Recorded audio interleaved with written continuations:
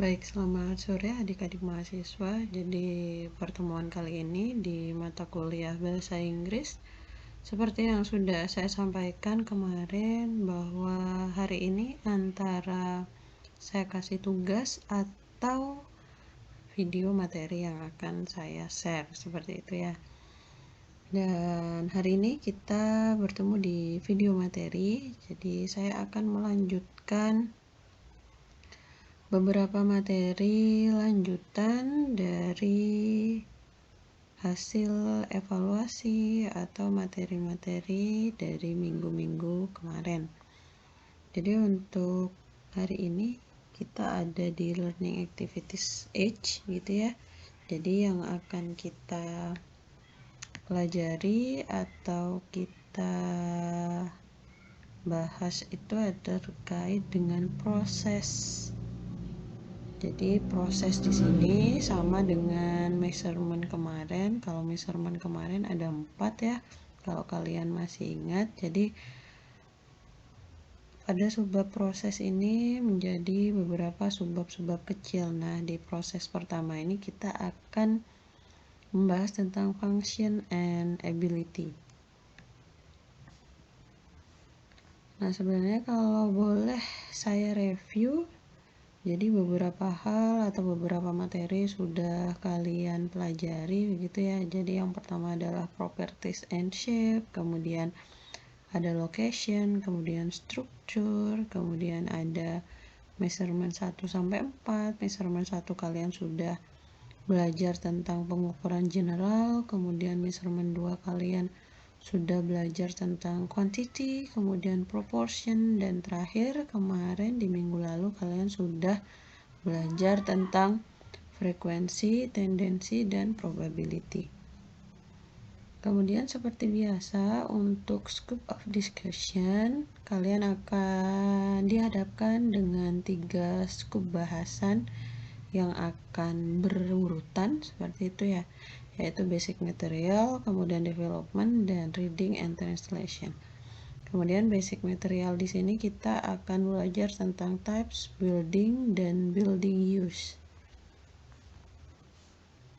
Ini adalah types of building, jadi tipe-tipe bangunan.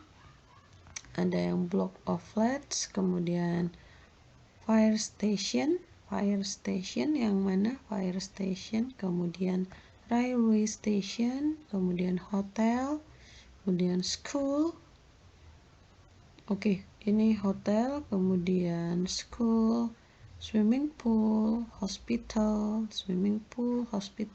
church, and bank. Jadi mungkin nanti di tugas atau di latihan-latihan soal, di ujian mungkin nanti akan ada gambar seperti ini, terus kalian diminta untuk memberi keterangan sebenarnya types of building apa ini gitu ya.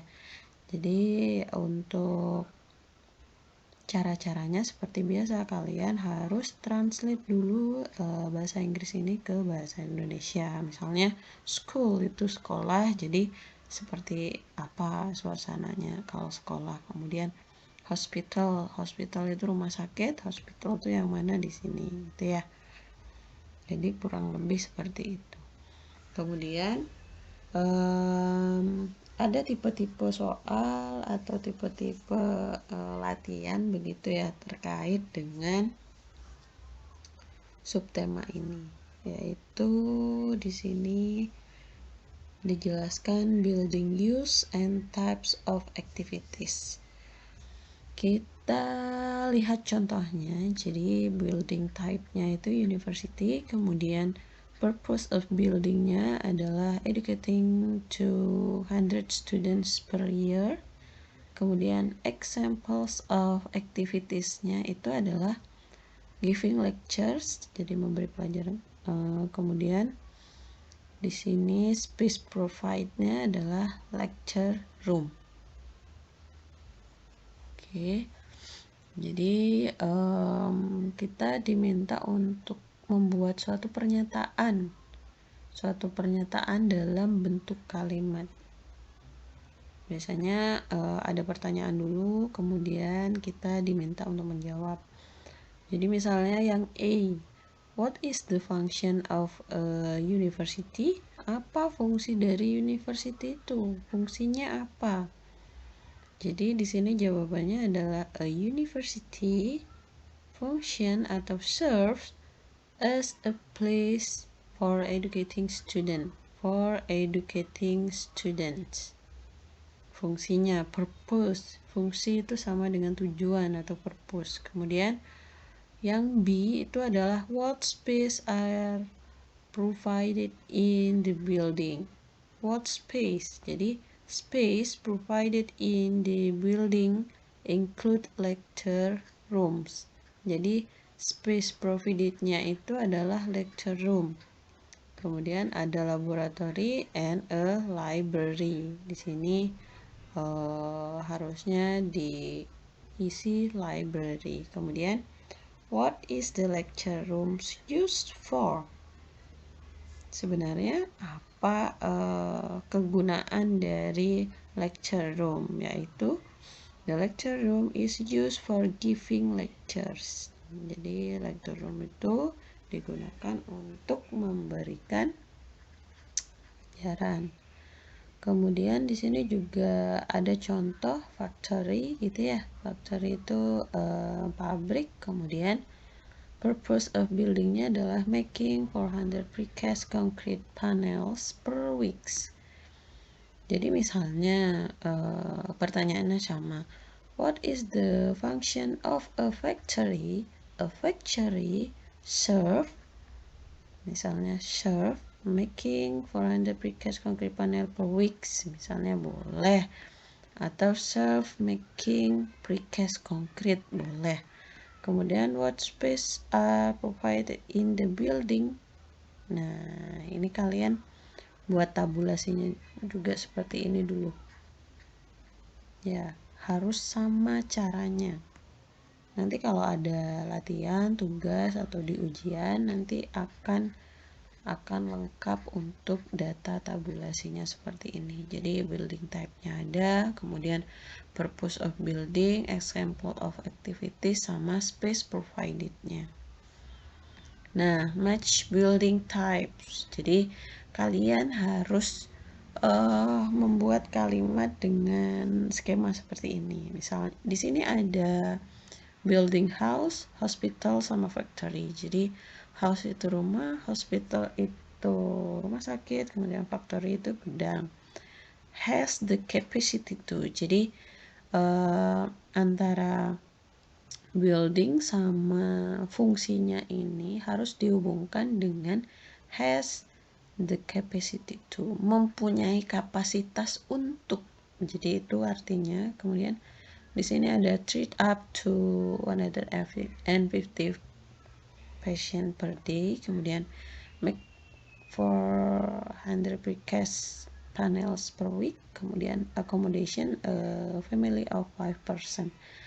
Jadi kalian harus, misalnya house has the capacity to, apa jawabannya? Yaps, benar, accommodating a family of 5 persons. Kemudian hospital has the capacity to treat up to 150 patients per day. Jadi factory has the capacity to make 400 precast panel per weeks. Jadi ingat ya, ini pasangannya bukan yang lurus-lurus ini, tapi disesuaikan lagi. Nanti ada yang namanya match building types. Nanti di sini ada pernyataan yang banyak, tidak hanya 3. Kemudian buildingnya juga ada beberapa. Kalian diminta untuk mencocokkan, kemudian membuat sentence. Jadi contohnya seperti tadi. Kemudian di development tadi adalah basic material. Di sini kita akan belajar di development. Jadi di development ada kondisi seperti ini. Building are designed so they are capable of performing the design requirement. Jadi the most important design requirement include the following, seperti ini. Jadi ini adalah suatu bangunan gitu ya, yang punya beberapa suasana. beberapa situasi gitu ya.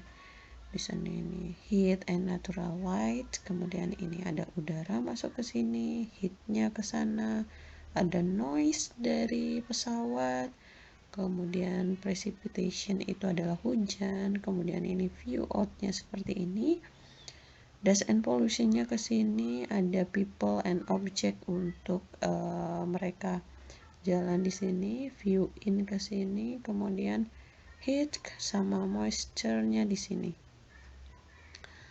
Sekarang di sini ada C dan H, thermal isolation sama modify the physics of heat.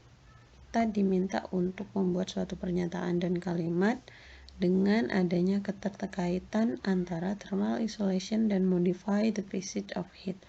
Kemudian di sini yang H, yang H itu ada surface. Kemudian provide surface for activities. Oke, kita lihat di slide selanjutnya. Oke, sebentar. Nah, ini dia. Now complete this table. Ini sesuai dengan yang ini ya. C sama H. Ini adalah kelanjutannya. External envelope. Jadi pada lowest floor, jadi pada lantai paling bawah, main functionnya yang C dan H yang ini. Kemudian use the table to make statement like the following. Nah, contohnya adalah ini. The function of the lowest floor including providing surface for activities and the physics of heat. Jadi ini menjelaskan tentang activities of heat. Yang C. Jadi the function of the lowest floor including providing surface for activities and the physics of heat. Kemudian di sini juga ada contoh antara security, kemudian keep out intruders, kemudian fire resistant itu prevent fire from spreading. Jadi kalian diminta untuk membuat suatu kalimat terkait dengan fire resistant itu seperti apa, kemudian prevent fire from spreading. Kemudian di sini ada structure, kemudian resist load. Di sini misalnya what enables the occupants of a building to be safe from fire, pakai fire resistant. What element is designed to support snow load? Misalnya untuk support snow load itu pakai struktur atap yang seperti apa. Kemudian to save from intruders itu harus ada security. Seperti itu ya. Jadi ada jawaban di setiap pernyataan yang dijelaskan. Kemudian di sini ada name terkait dengan bahan bangunan, kemudian ada properties. Ini konkret itu low combustibility, kemudian high density, density-nya tinggi, kemudian pervious terkait dengan penyerapan air ini ya. Aluminium itu impervious, kemudian corrosion resistant, tidak korosi, kemudian high strength, jadi kekuatannya tinggi. Look at these examples. Jadi misalnya an impervious material, kalian bisa pakai yang atas, tengah, dan bawah. Jadi misalnya an impervious material has the ability to keep out water. Kemudian bisa juga pakai is able to keep out water. Kemudian is capable of keeping out water. Jadi ada 3 kemungkinan kalimat dengan arti yang sama. Now make statement about the material in the table. Jadi misalnya tabel ini concrete is capable of withstanding high temperature karena dia low combustibility, makanya dia capable of withstanding high temperature. Jadi temperatur yang tinggi dia itu bisa si konkrit ini gitu ya. Kemudian di sini ada reading. Reading di sini menjelaskan tentang function of an air conditioner. Jadi fungsi dari AC. Jadi yang pertama adalah kontrol temperatur, yang kedua adalah air cleaning, jadi pembersih udara, kemudian odor removal, kemudian chemical treatment, noise control, air motion, relative humidity. Ini kelembaban. Jadi untuk yang lain-lain biar tidak lupa kalian harus catat artinya. Kemudian di sini air conditioner are designed so they are capable of performing some or all of the above function. Jadi AC ini didesain jadi mereka itu capable atau mampu untuk berperforma seperti yang di atas ini. Kemudian di sini ada suatu contoh soal gitu ya. Look at the following list of the most important function for the following space and make statement like the example below. Jadi misalnya auditoria itu AC-nya itu fungsinya adalah ACE, jadi temperature control, odor removal, sama noise control. Kemudian yang commercial office itu CBF, jadi odor removal, kemudian air cleaning, dan air motion. Nah, sekarang dibuat yang namanya kalimat gitu ya, yang ini, yang auditorium. In an auditorium, the three most important functions of an air conditioner are to control the temperature, to remove odor, and to control noises. Ya, jadi seperti itu cara membuat sentence-nya. Yang commercial officer gimana Bu? Langsung aja. In a commercial office, the three most important functions of an air conditioner are odor removal, to air cleaning, and to air motion. Jadi seperti itu cara menjawabnya. Jadi sesuaikan dengan contoh.